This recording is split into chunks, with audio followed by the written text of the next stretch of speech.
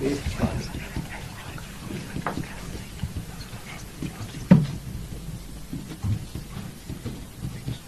His father is my neighbor.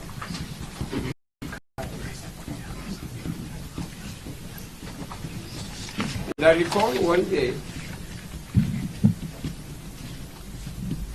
I woke up very early in the morning because I was required to go to court in the court of appeal.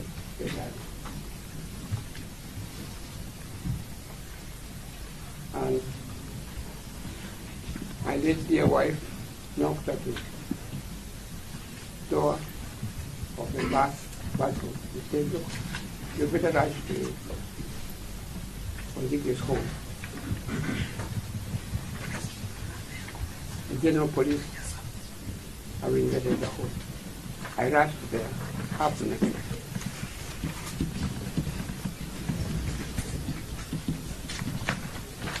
I had on a towel tied around my waist.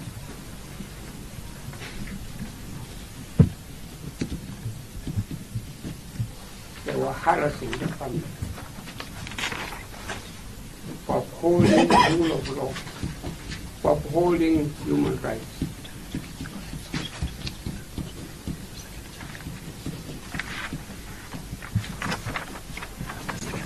Your Honor, the background of these charges before you.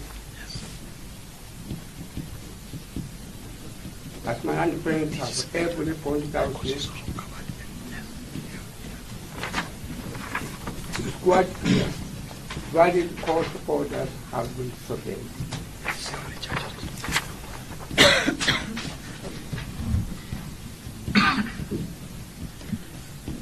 When we were at the police station yesterday, in the Office of Investigation,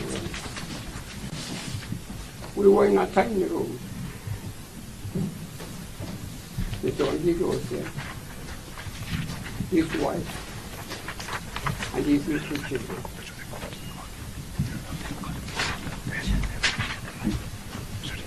The main reason why we had gone to that police station had nothing to do with the gun offenses at home. Absolutely nothing. Absolutely nothing. It was quite something different.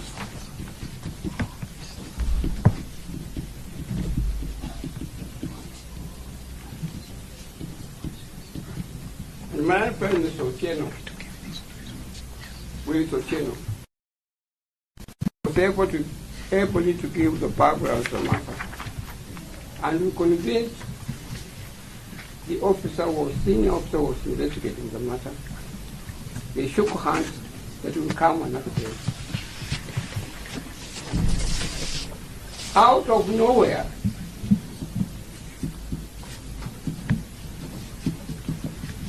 a senior officer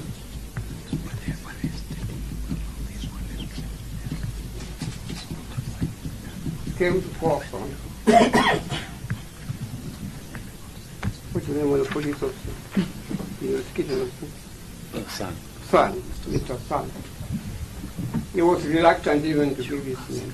That's why Martin Mike came out with a story about guns.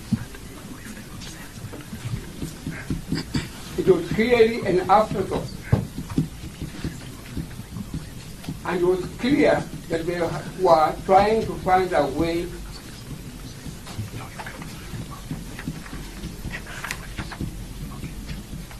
of keeping this Wanjigi in police cell for a night.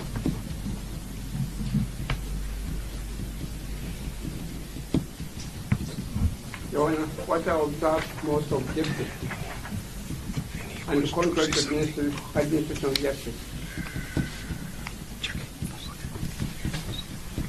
Mr. Wanjigi was handcuffed in the presence of his two children,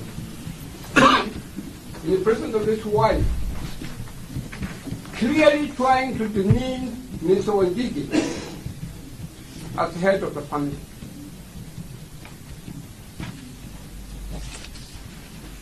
And the law is very clear on handcuffing. You only handcuff an individual when you have evidence that he is likely to escape. Mr. Wanjigi himself and his little children and wife had gone to that police, had gone to that room voluntarily.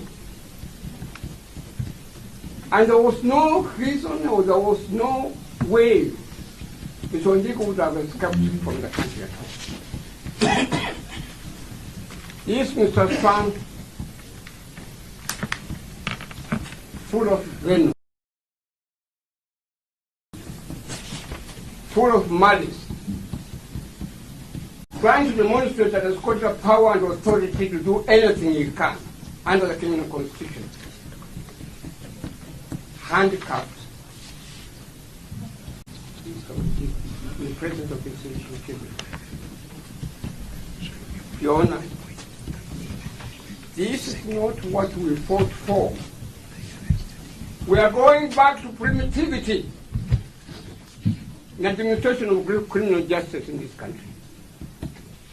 The 2010 Constitution was to establish an environment under which we do things in a civilized manner, not in a crude, primitive manner at all. You cannot go ahead and handcuff an individual in the presence of his little children, in the presence of his dear wife. What you are doing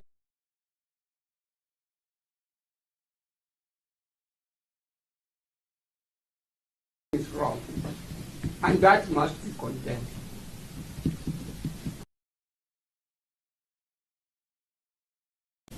In the strongest possible language.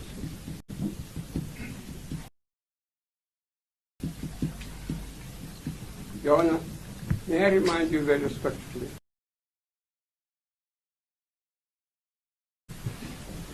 of our 2010 Constitution.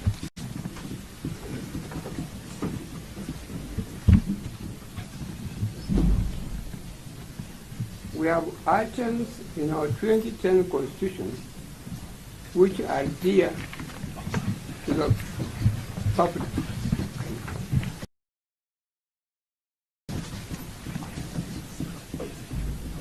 The family, the children, privacy.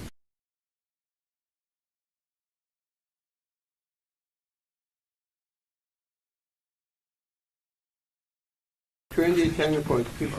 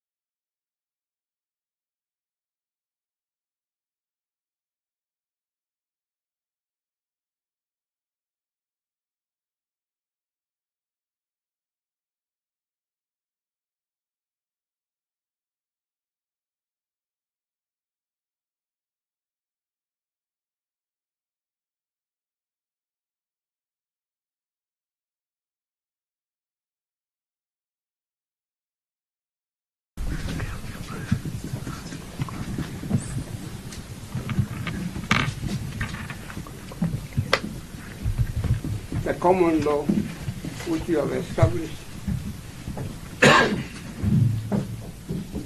which is part of the law of this country, common law in England, is part of the law of this country.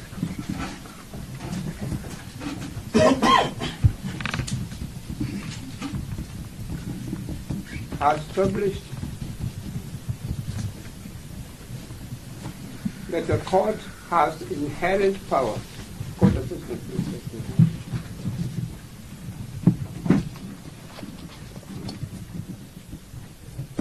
to stay proceedings if it is demonstrated that there is abuse of process, which my able-learned friends have established before you.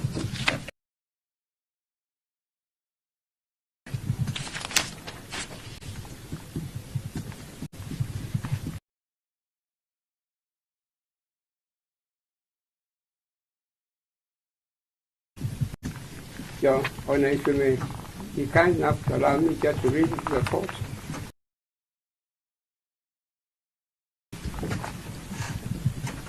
A stay should be granted where compelling an accused to stand trial would violate those fundamental principles. That is, Your Honor.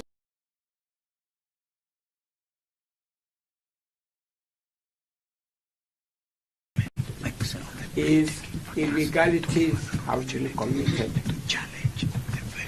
There have been constitutional violations. That is an abuse. That would be ridiculous. May I continue to read, Your Honor?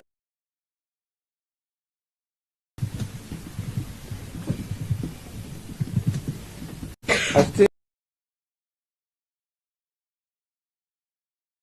should be granted where compelling an accused to stand trial would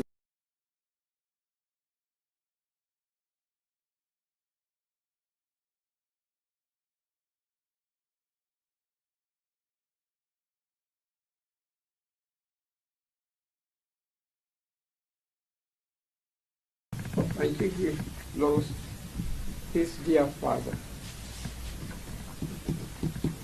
a few weeks ago.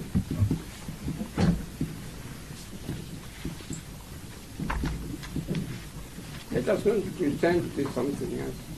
We are Africans. We have our African customs. We have our own culture, which we respect. A person losing a father, Your Honor, is a great blow to the family.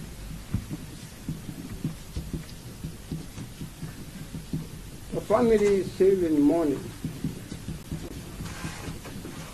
the death of a departed senior Wanjigi.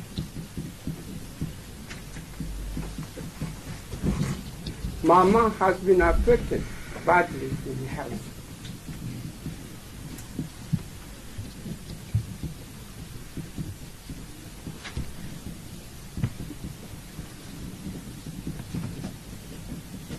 The children no longer have someone they can call Papa.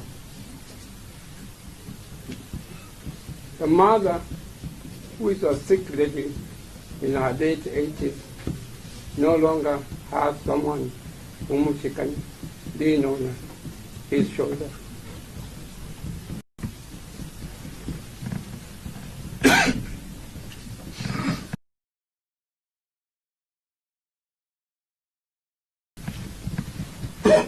Your Honor, as a common sense demand that an African government should take this into account.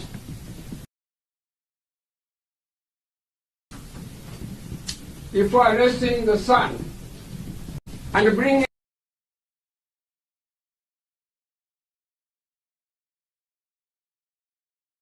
the DPP a proviso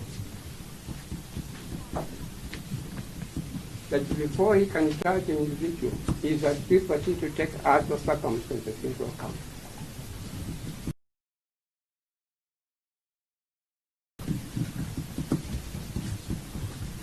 country, as I know from my public relations,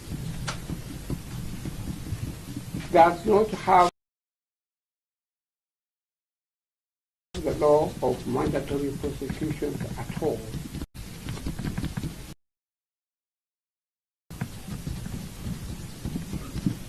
Just a We minute, do Council. not have it.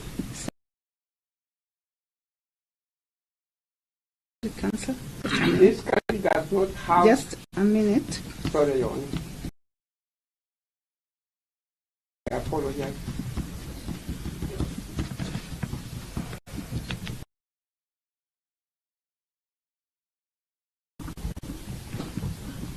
Would you rush to court immediately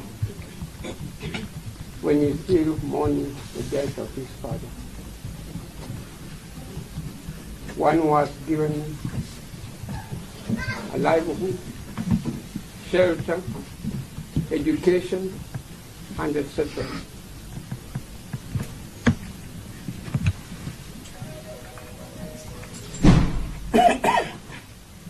The father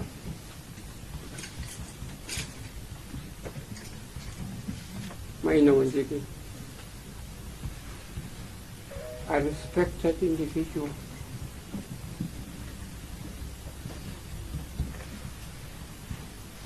a man whose home I could freely enter and talk to him without notice, and he could freely enter my home and talk to my home without notice.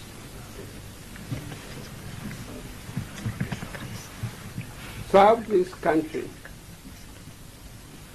at the highest possible level. Director of Criminal Investigation, Director of Settlements. Director of? Of Settlements.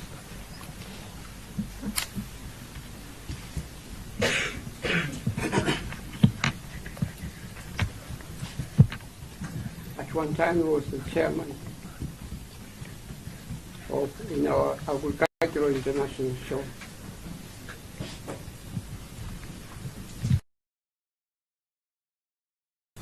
A renowned politician.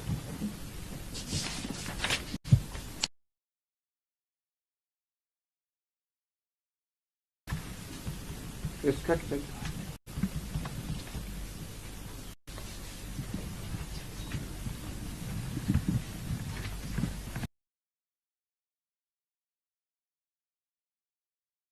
Member of Parliament, Okamkunji.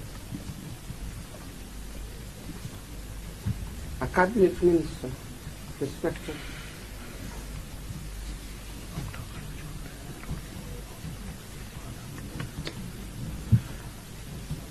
He dies at the age of 92. Our active media is shaken. Writes very long stories, very long articles on him, paying respectful tribute to the work he has done as a pillar of the Kenyan nation.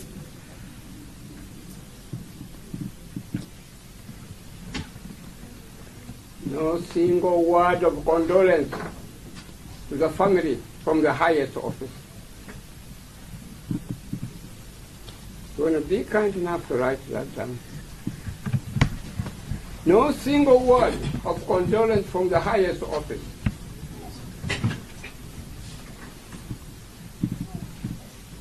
Just as my wife, when she died, I received no single condolence from the highest office.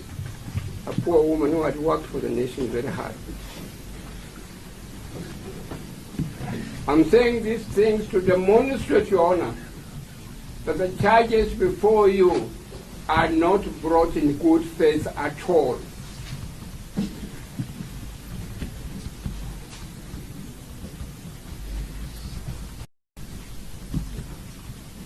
I'll go further and make this alternative submission to you, Your Honor. A person who has served the Kenyan nation so ably, so energetically, so honestly, has obeyed the law of the land. His legitimate expectation when he dies is that his own children, his own widow would be treated fairly, legally, given respect, as he has tried to uphold the rule of law in the country.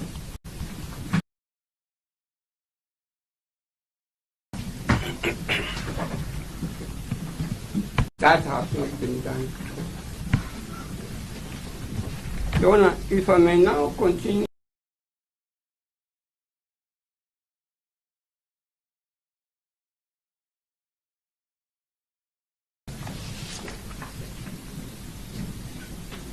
Your Honor, may I refer you to page 7, page 6 of that, just a small position again. I'll read.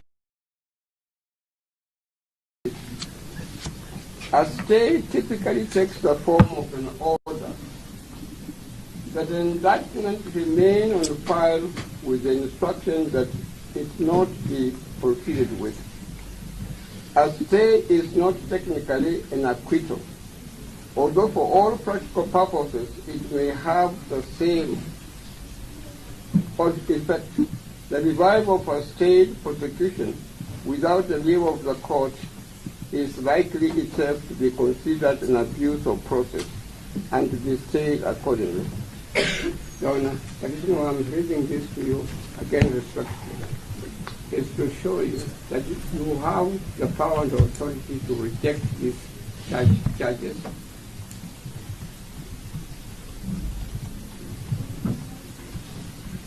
On the other hand, you have the power and authority to order a stay.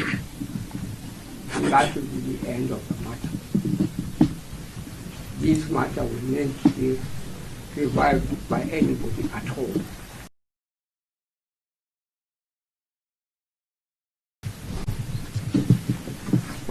Finally, Your Honor, I would refer you to another important aspect. And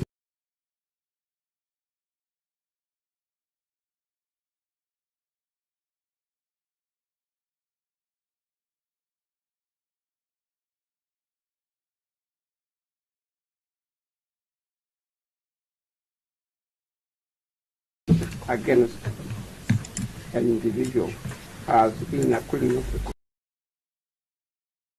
Constitution. Your Honor, what I'm saying, human dignity in this particular matter of here.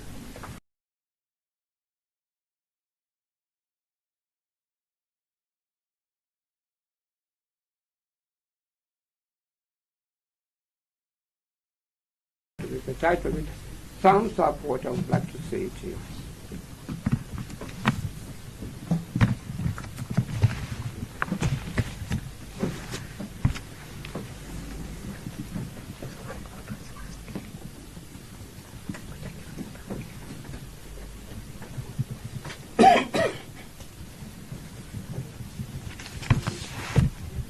When I wrote a letter, I'll give you a copy.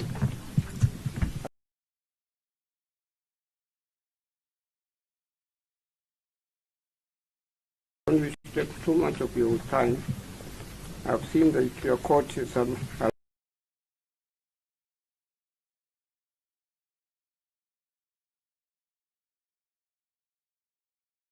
lot of work, but I would like you to go through it.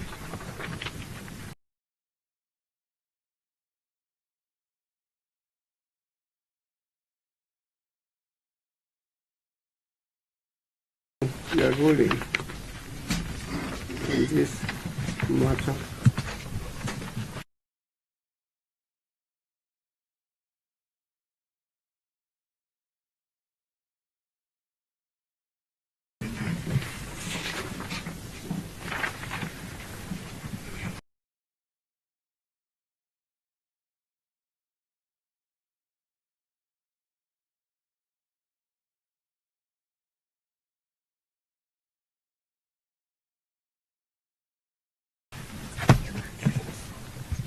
We have processes in the country. Those processes are to be found in the executive arm of the government.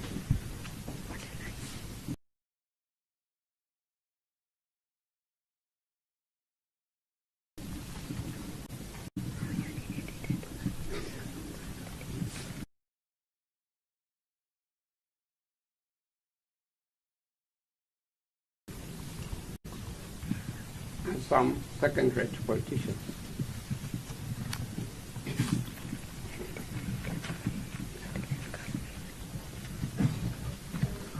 Who would like to water down the 2010 Constitution. They are not happy with it.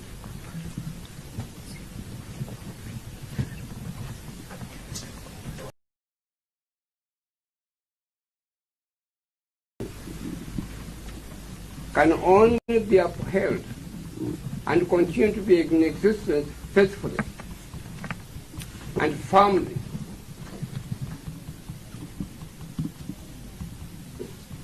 if the courts of law remain firm.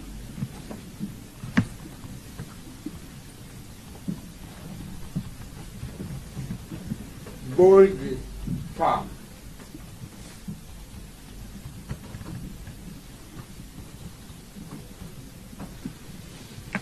The case of Jimi Wanjigi success.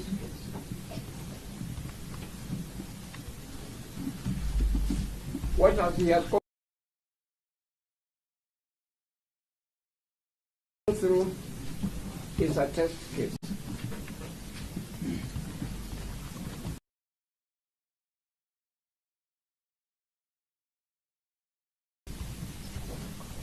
That we either go back to the old administration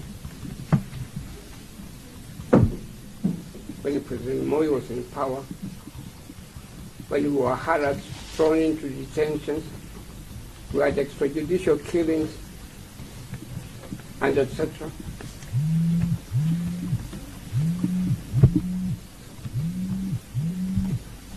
Or you sitting there as a judicial officer, you stand firm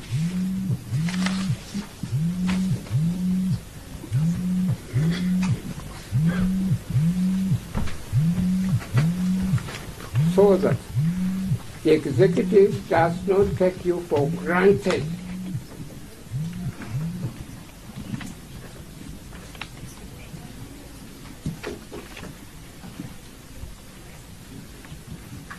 They do not assume that they will come before you with any charge and you will uphold that charge and you will call upon someone to plead on it or not to plead on it. You will say to them, no. Given this background, I'm throwing out these charges. Given this background, I'm making an order for a stay.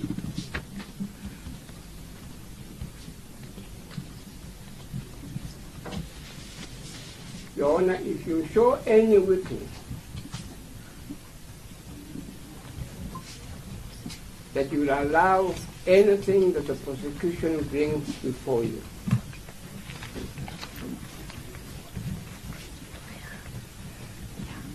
then, Your Honor, you are destroying the Kenyan community.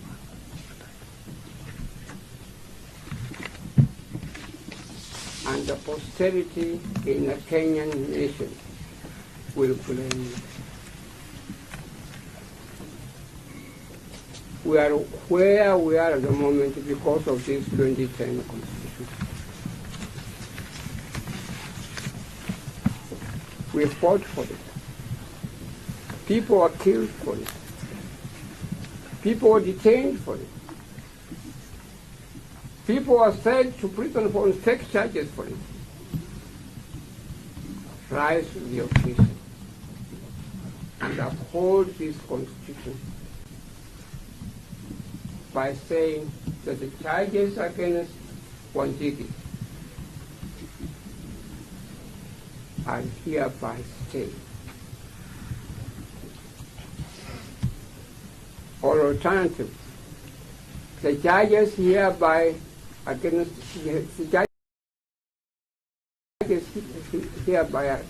Wanjigi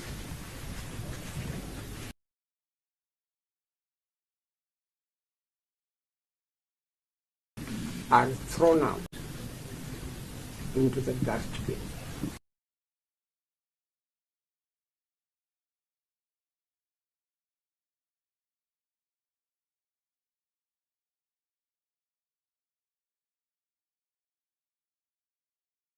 People,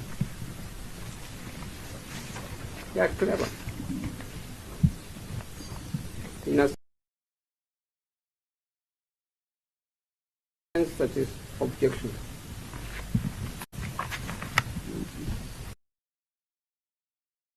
By hearing a voice of a lady, "Don't shoot me! Don't shoot me! Don't shoot me!"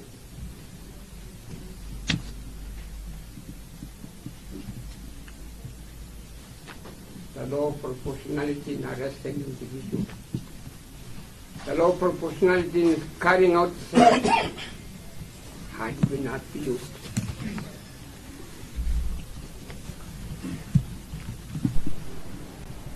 You sent 40 askaris to the home that has been aggrieved that he has lost his father, his head of the family, to look into something ridiculous. That concludes what happens in a banana republic.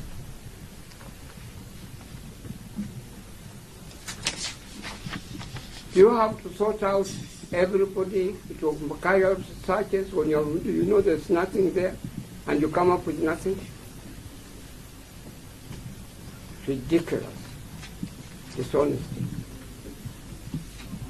No wonder that I heard the voice of Wanjigi saying that you have carried out a search here before and you found nothing. And you're going to carry another search, you'll find nothing. Your Honor, may I say all these things happened to Wanjigi, if you may pardon me, because of our own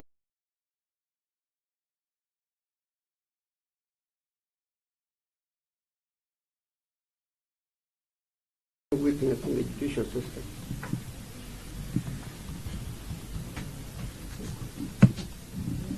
Let the judicial system speak the way Lord Jimi spoke. Let the judicial system speak.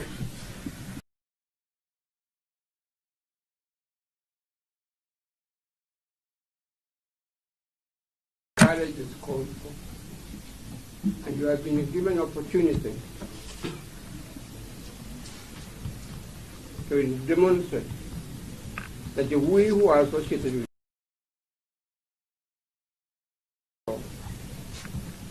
and the bench will exhibit courage and throw out these fake charges. Do not uphold them. If you do so, Your Honor, you will be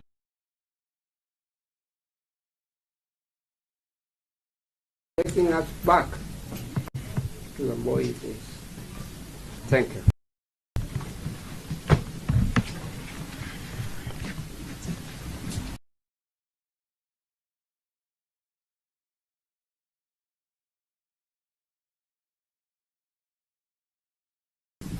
With the submissions by both Senior Counsel John Hamenwa and Paul Mwite.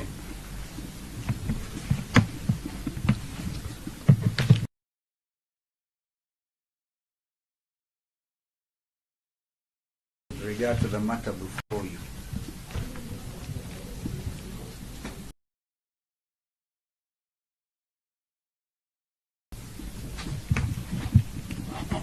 Senior Counsel John Hamenwa, so refreshing to hear. Thank you very much. Thank you. The lady was shoot us, don't shoot me, is in this courtroom. She is the wife of Jimi Wanjigi, and our children are with her.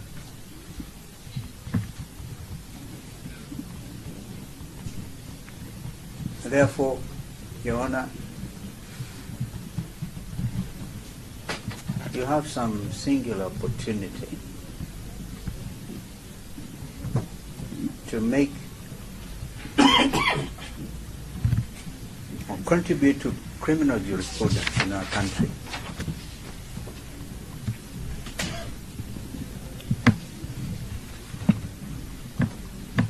By saying no to impunity, yes to the full application and observance of the rule of law, which is our guiding principle in this country, and the Constitution 2010.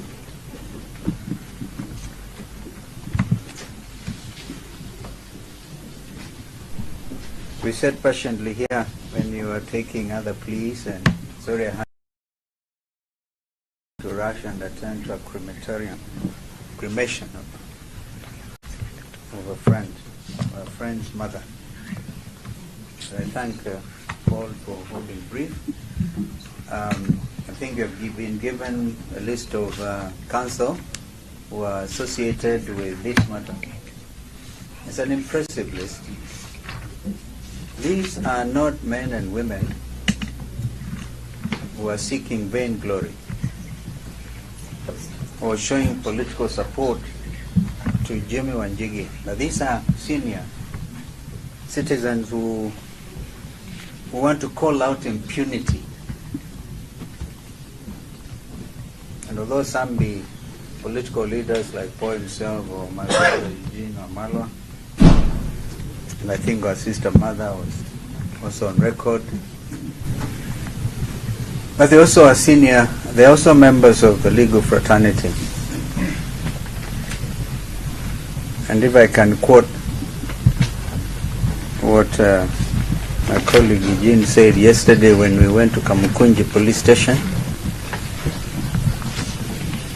the judiciary is our last line of defense if we are going to still remain as a country under the rule of law, in a country that is a democratic state.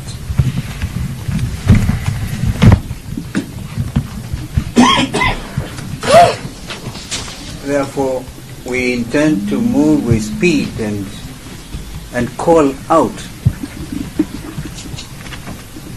the men in the executive, all in utter disregard of a restraining order, went ahead and abducted. Your Honor, a gentleman in your presence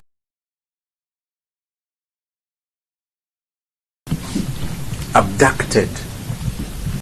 Your Honor, a gentleman in your presence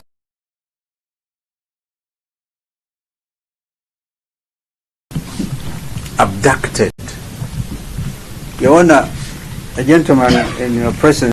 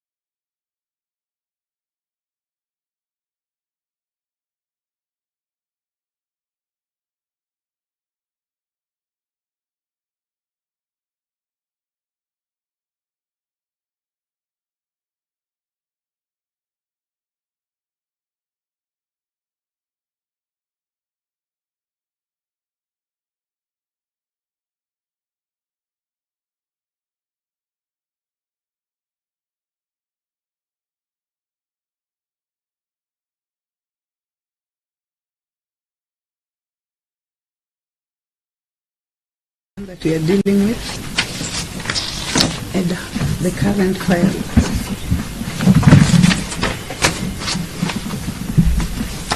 Yes, the one we are handling is 836 of 2024 for Jimi Wanjigi and David Chibe.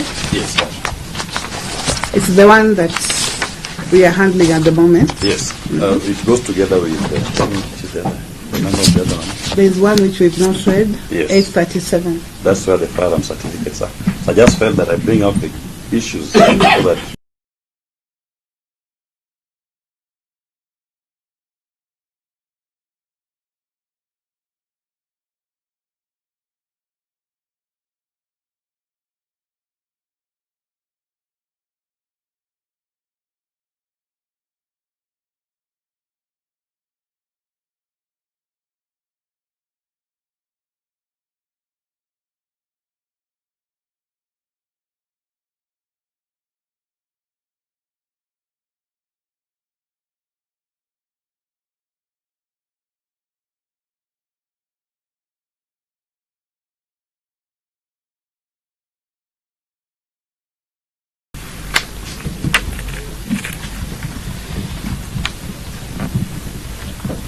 and this file and the charges therein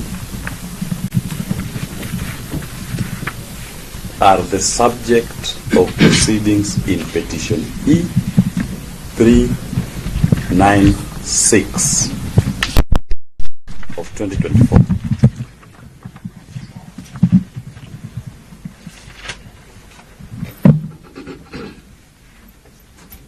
It is the subject of proceedings. In E396 of 2024.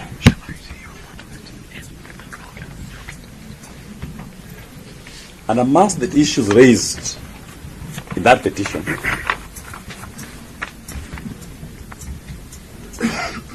is what, in my short, I came to experience firsthand. I used to watch it in movies. Raiding of a home by over 500 police officers,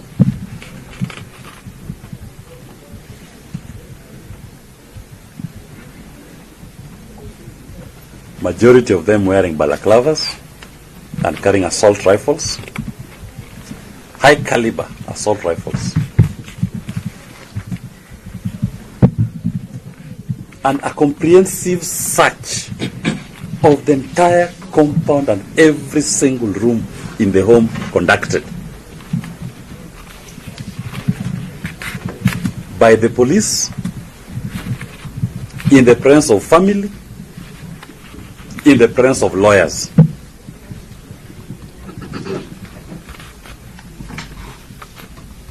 That comprehensive search runs from 7 p.m. to 5 a.m. in the morning.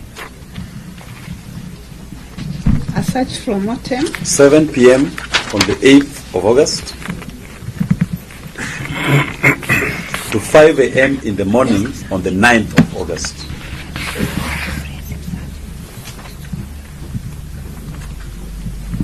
And the only items discovered and confiscated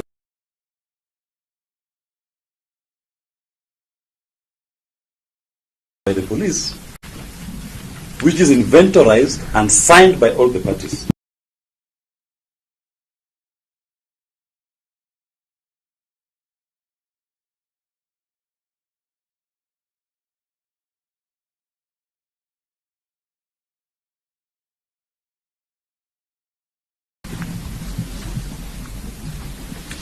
A fuel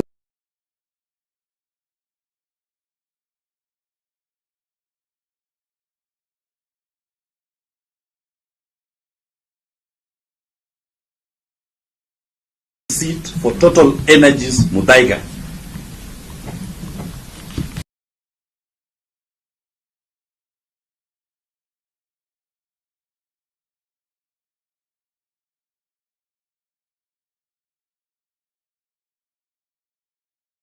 Of over 200 armed men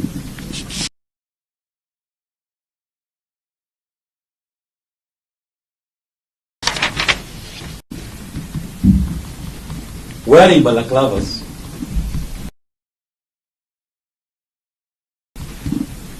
turn into robbers and break into the home.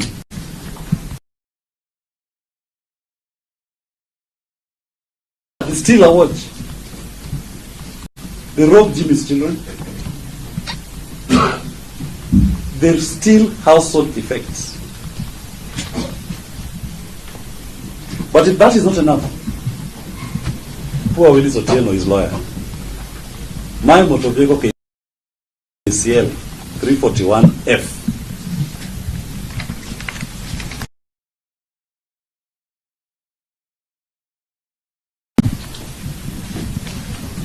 Is equally targeted and it's still my wallet.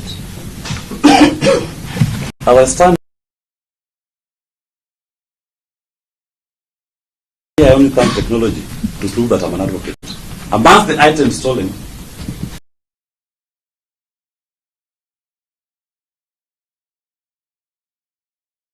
is my LSK membership card, my debit cards,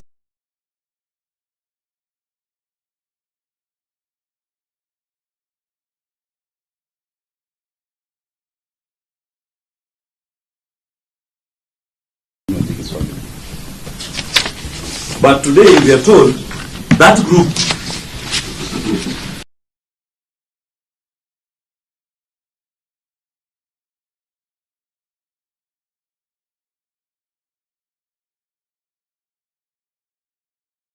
of robbers purportedly discovered explosives in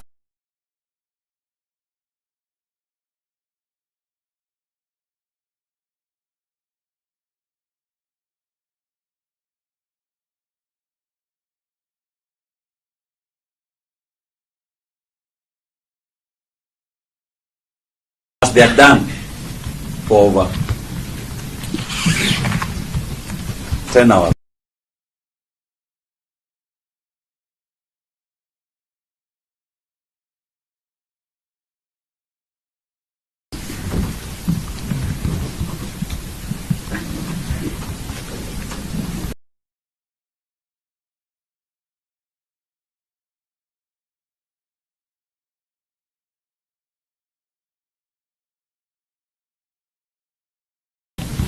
In disobedience of the court orders that told them not even to arrest, not even to detain.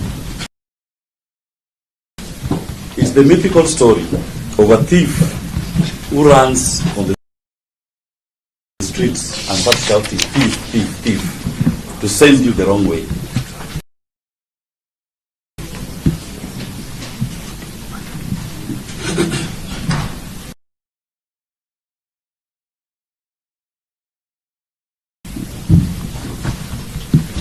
These are questions that are alive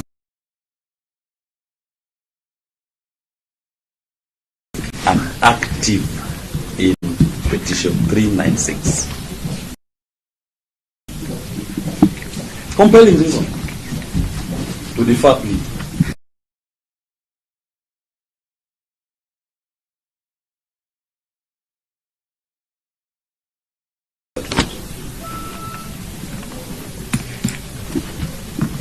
The final point, Your Honor, is even when you will retire to consider this submission,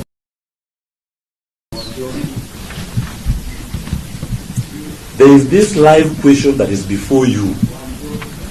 Orders issued by Justice Bahati saying Mr. Jimi Wanjigi should not be arrested. And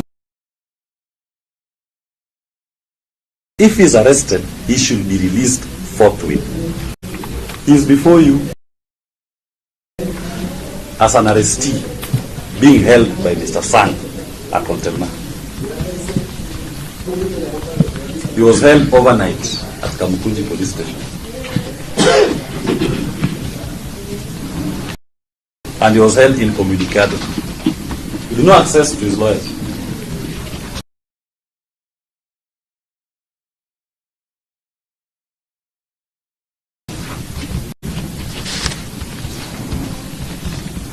This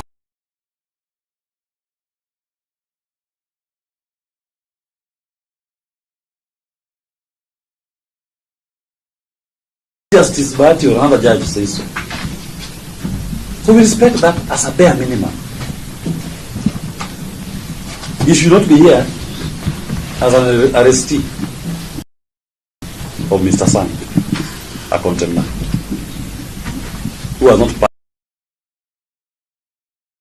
of this act of contempt. And nobody is challenging Justice Bati's orders. I'm only asking the court to say it for to their hearing.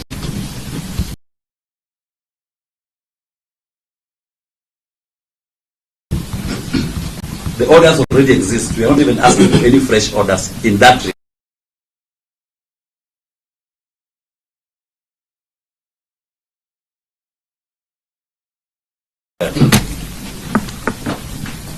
Just tell them, for those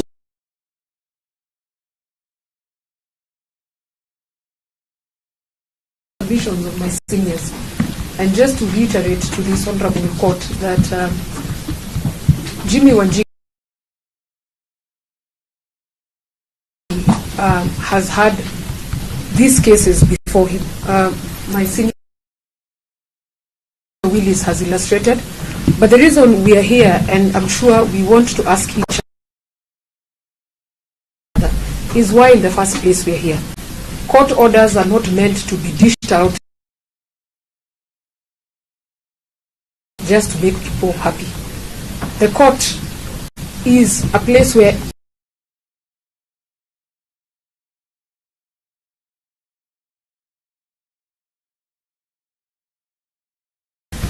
and making matters worse, there was no orders, no search warrant or anything.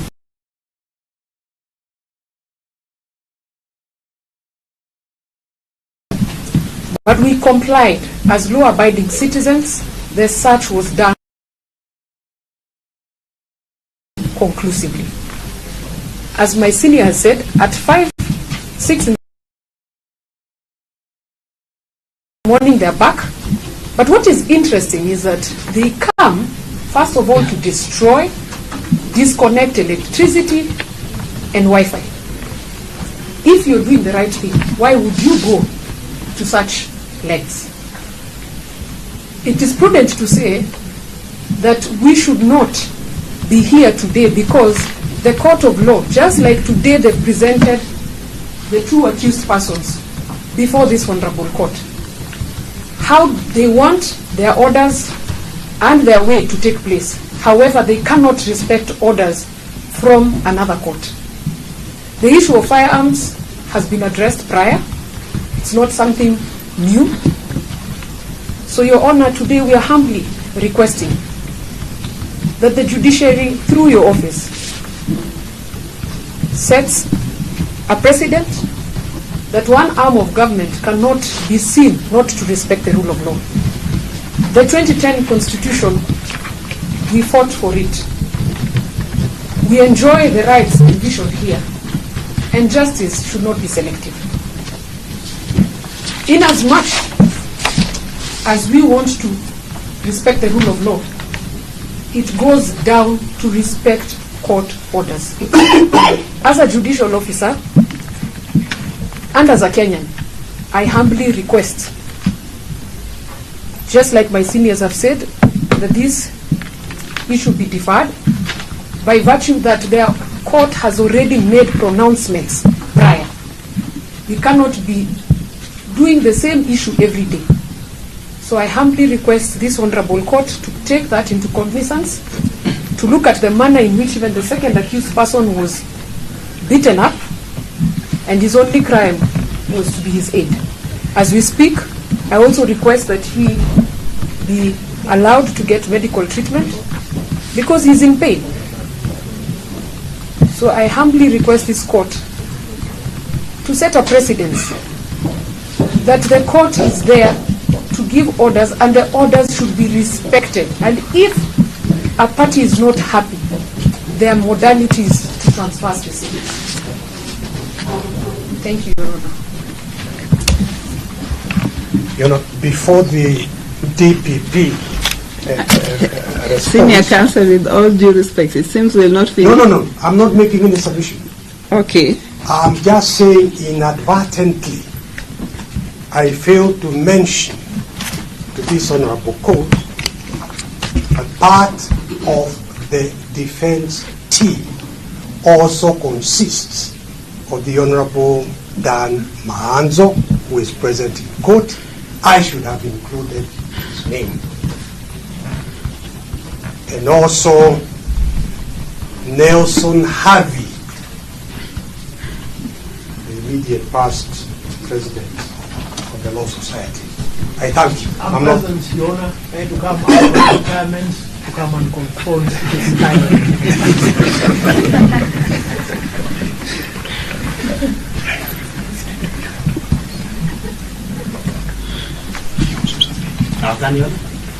I think they are through. Yes.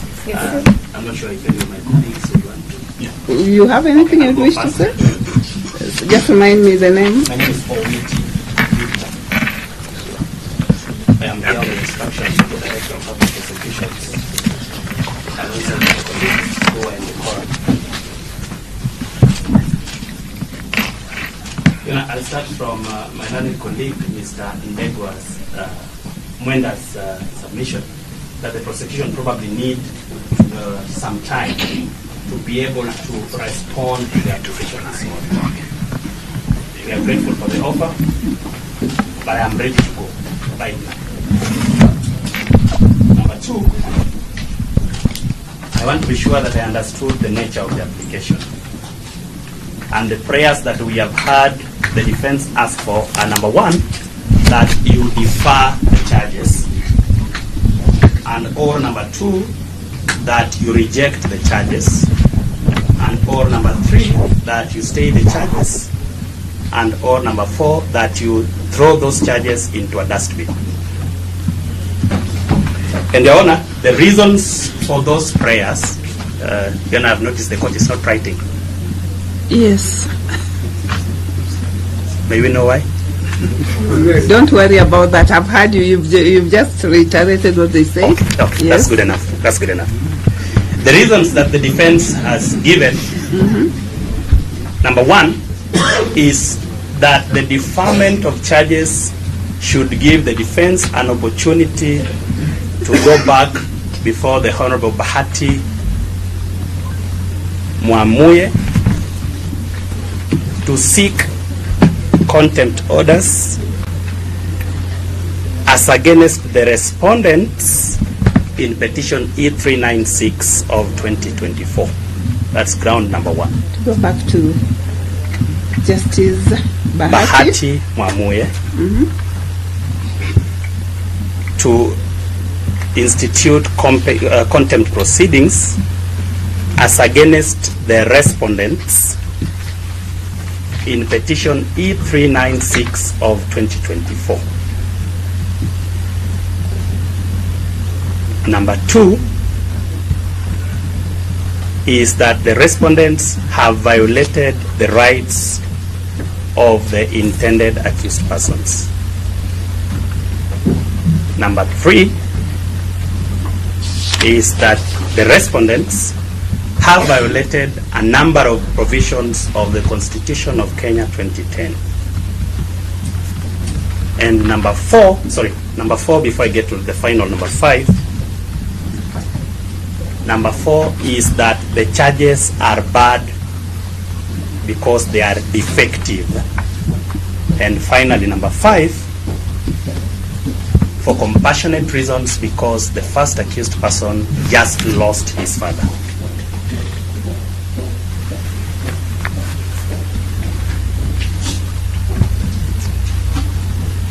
On the basis of those grounds, Learned Senior Counsel Dr. Haminwa has asked you, one, to be courageous, and number two, to make history by rejecting the charges.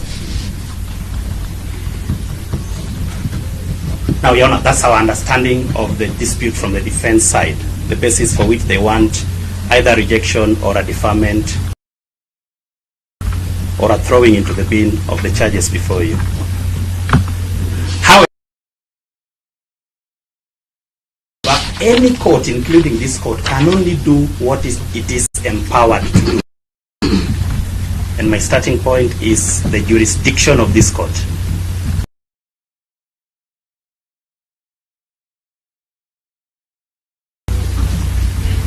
The criminal jurisdiction of this court is provided for under Section 6 of the Magistrates Courts Act 2015.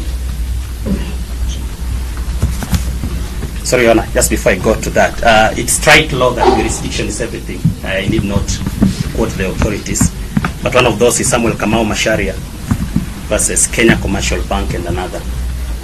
And of course, the time-tested owners of motor vessel S. On the basis of those two authorities, the criminal jurisdiction of this court is provided for under Section 6 of the Magistrates Courts Act 2015.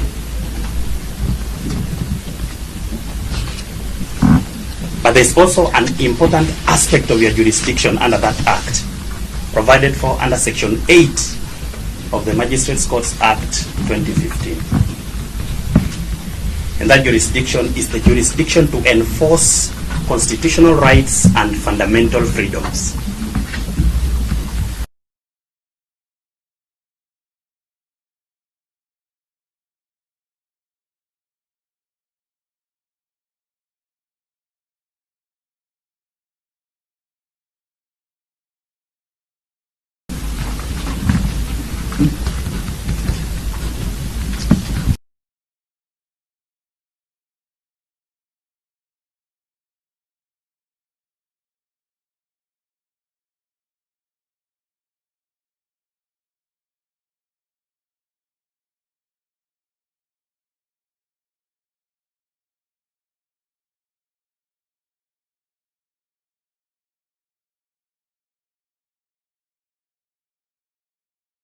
By the Criminal Procedure Code, as the CPC, or any other written law, including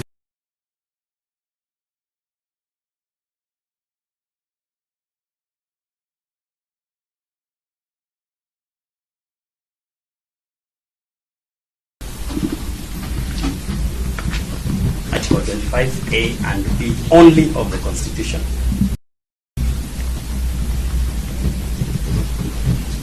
You know, the first concession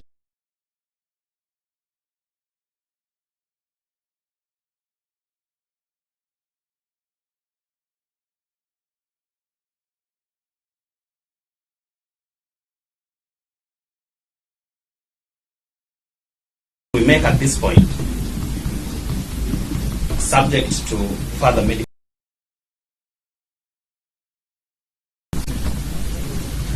And then I was moving into a concession from our end that whatever order this court will make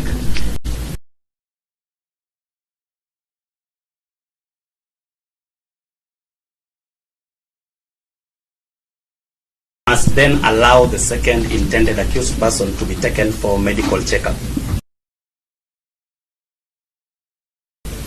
We have no reason to doubt Counsel Willis Otieno that there are injuries, but that should be determined and medical attention be given upon examination. Whatever order this court finally gives, that is on the basis of Article 25A, because the court has those powers.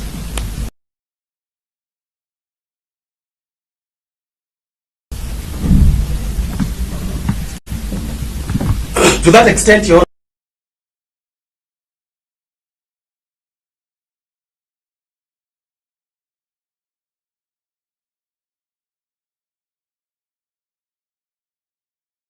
this court and the High Court respectively, to institute criminal proceedings against any person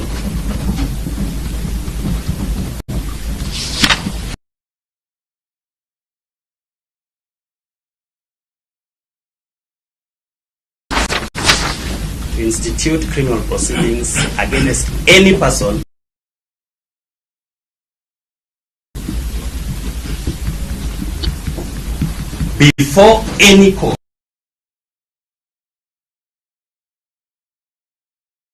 these charges before you. That then takes us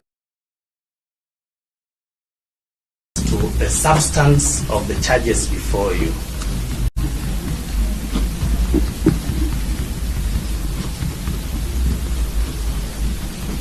But Jonah, just before I get to the substance, allow me to address a number of issues which we think are outside your jurisdiction and which, despite your attempts to be courageous and or bold, you cannot get into.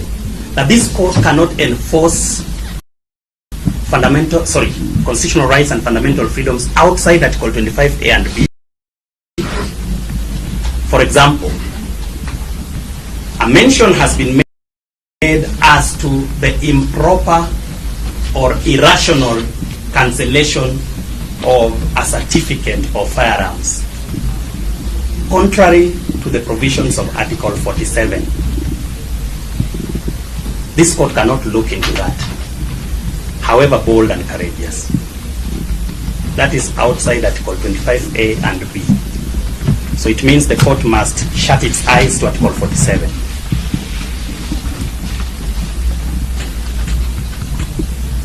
This is not to say that this court is exempt from the provisions of Article 10 of the Constitution on the national values and principles of governance. This court is bound, but from a holistic interpretation of Article 10 vis-a-vis judicial authority under Article 159, vis-a-vis the powers of the DPP under Article 157(6)(a. Yes, I'm trying to get you and record. I'm sorry, Your Honor. Yes. I have a problem with my You said the court is bound, is indeed bound by Article 10, but vis-a-vis? Vis-a-vis judicial authority under Article 159, vis-a-vis the prosecutorial powers of the DPP under Article 157(6)(a,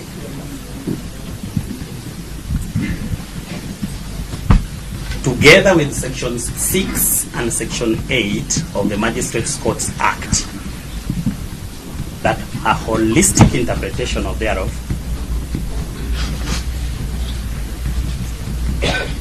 reminds this court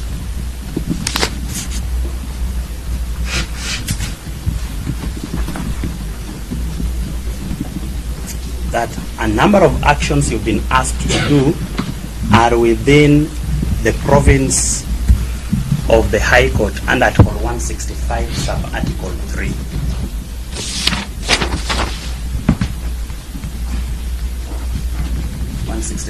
Sub-Article 3.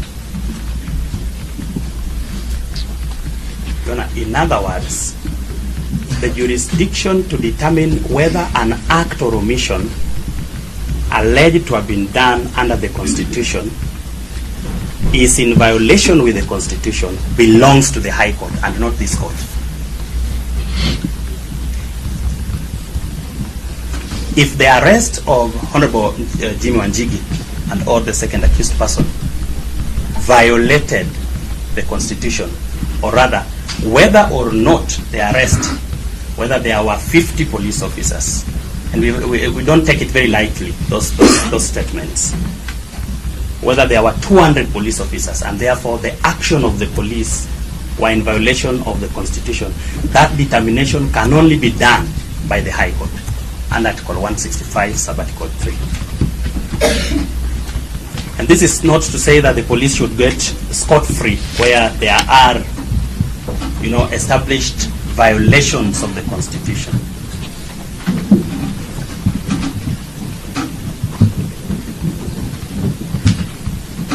And the Constitution has provided for the means to deal with that, including the establishment of the Independent Policing Oversight Authority,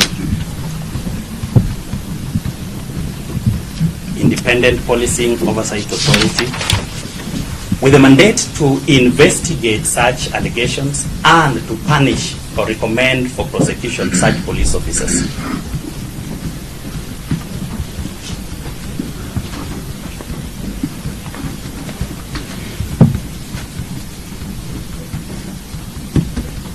So that, Your Honor, personally, I am very sorry, very sympathetic about the issues raised against the police, and which I have no reason to doubt. But that this court has no jurisdiction to make a determination thereon.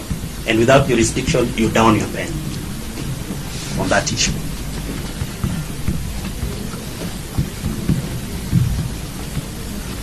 Your Honor, are the police in contempt of the orders of the Honorable Bahati Mwamuye? Again, this court has no jurisdiction to enforce unless the orders are directed to the court to reject charges. The court that issued the orders is the proper court to enforce its strength for violation, if at all, of its orders.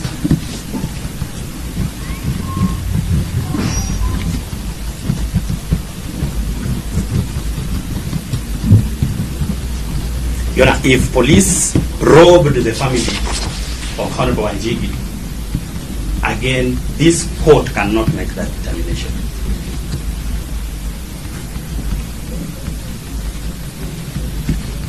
But luckily, Your Honor, as Chief Justice Emeritus William Mutunga said, there is no violation of the Constitution that has no remedy. A remedy lies, and it does not mean that if this court, in exercise of jurisdiction, limits its entertaining of the issues raised, that the accused persons or their advocates in that case, who are also violated, will have nowhere to go. They actually have the High Court to go to, and they have gone to the High Court.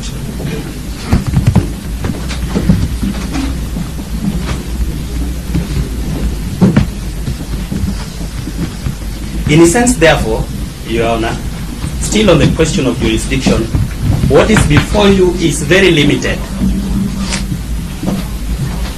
That takes me to the substance of the charges. Does this court have power to reject charges before it? Yes, we agree easily with the defense.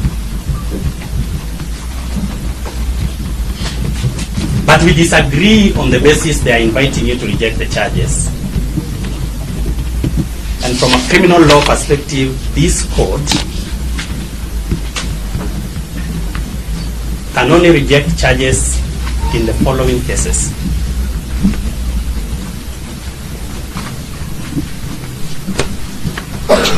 Where the particulars of the charge do not or are not in consonance with where the evidence is not in consonance with the charges or the particulars, or the particulars are not in consonance with the statement of the charge.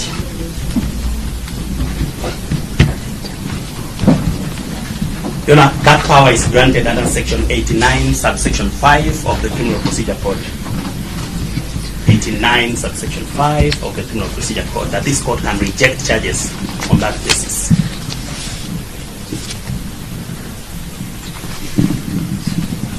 You can also reject charges where the charges are bad for duplicity, or they are rather duplex. There is no allegation before you that these charges are duplex.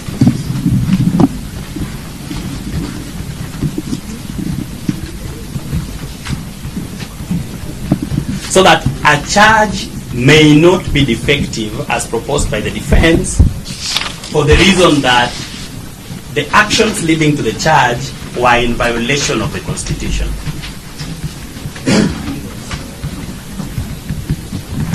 I am awed to be in the presence of very senior counsel this morning.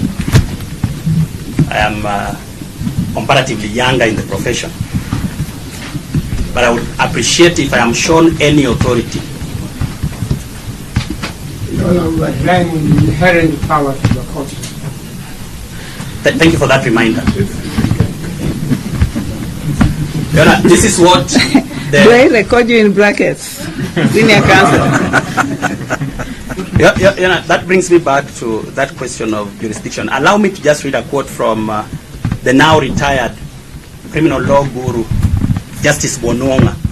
And this is what he said in respect of what you've been invited to rely on as inherent jurisdiction. I'll quote. I didn't expect this to come up, but I'll provide a copy of this decision. The decision is Elijah Nyakebendo Onsongo. Elijah Nyakebondo, Nyakebondo, Nyakebondo, Elijah Nyakebondo on Songo versus Republic, 2017 Kenya Law Reports. And this is what the learned judge said.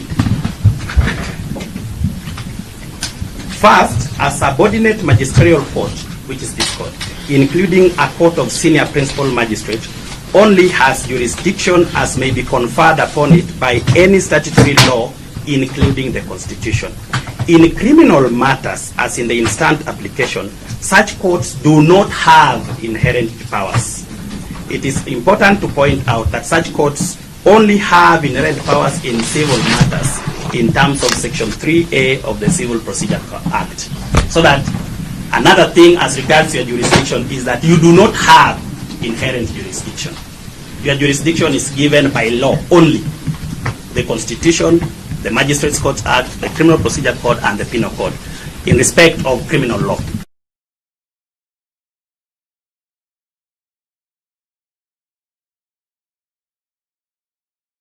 This court is bound,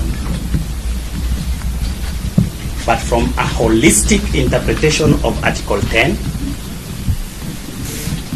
vis-a-vis judicial authority under Article 159, vis-a-vis the powers of the DPP under Article 157(6)(a. Yes, I'm trying to get you and record. I'm sorry, Your Honor. Yes. I have a problem with my You said the court is bound, is indeed bound by Article 10, but vis-a-vis?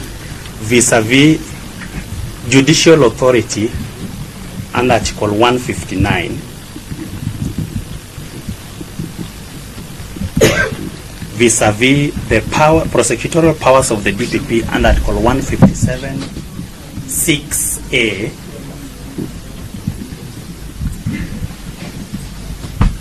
together with Sections 6 and Section 8 of the Magistrates Courts Act, that a holistic interpretation of thereof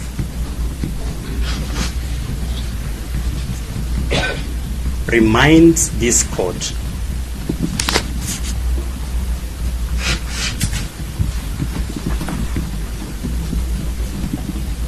that a number of actions you've been asked to do are within the province of the High Court under Article 165, sub-article 3.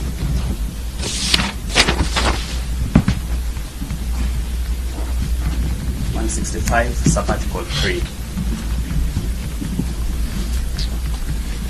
In other words, the jurisdiction to determine whether an act or omission alleged to have been done under the Constitution is in violation with the Constitution belongs to the High Court and not this court.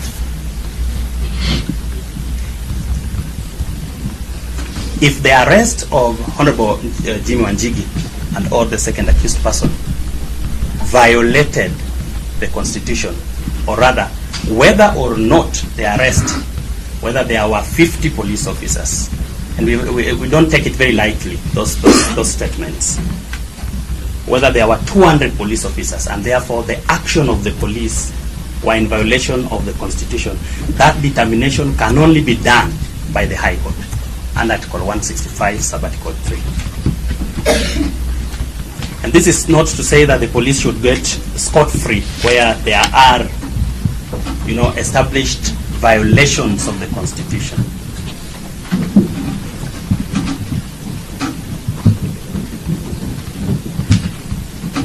And the Constitution has provided for the means to deal with that, including the establishment of the Independent Policing Oversight Authority,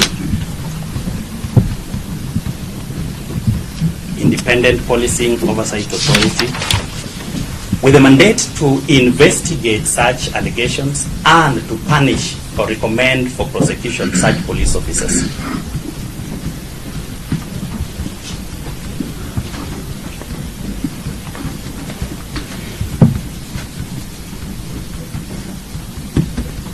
So that, Your Honor, personally, I am very sorry, very sympathetic about the issues raised against the police, and which I have no reason to doubt. But that this court has no jurisdiction to make a determination thereon. And without jurisdiction, you down your pen. on that issue.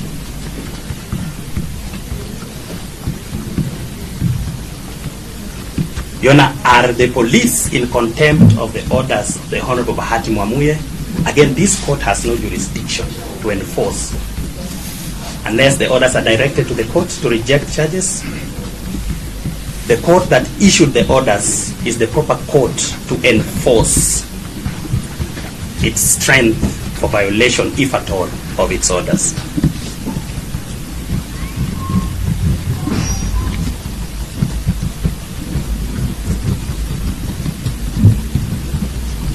Your Honor, if police robbed the family of Honorable Wanjigi, again, this court cannot make that determination.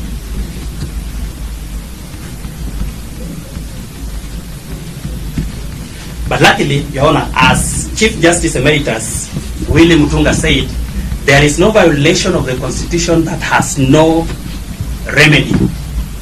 A remedy lies, and it does not mean that if this court, in exercise of the jurisdiction, limits its entertaining of the issues raised, that the accused persons or their advocates in that case, who are also violated, will have nowhere to go. They actually have the High Court to go to, and they have gone to the High Court.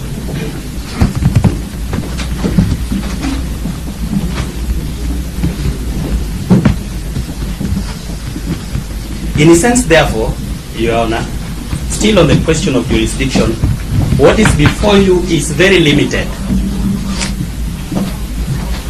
That takes me to the substance of the charges.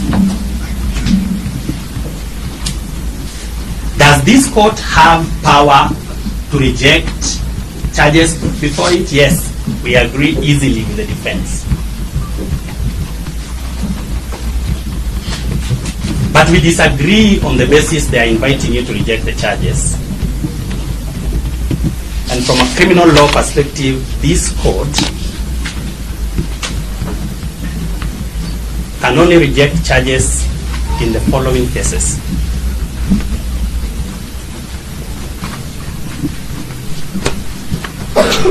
Where the particulars of the charge do not or are not in consonance with where the evidence is not in consonance with the charges or the particulars, or the particulars are not in consonance with the statement of the charge.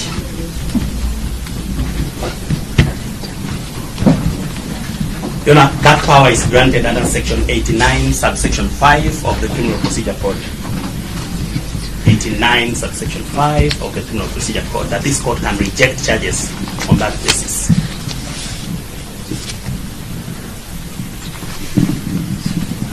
You can also reject charges where the charges are bad for duplicity, or they are rather duplex.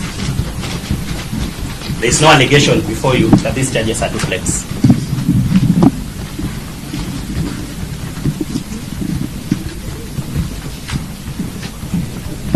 So that a charge may not be defective as proposed by the defense for the reason that the actions leading to the charge were in violation of the Constitution.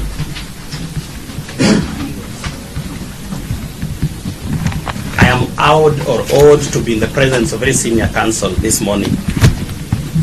I am comparatively younger in the profession, but I would appreciate if I am shown any authority.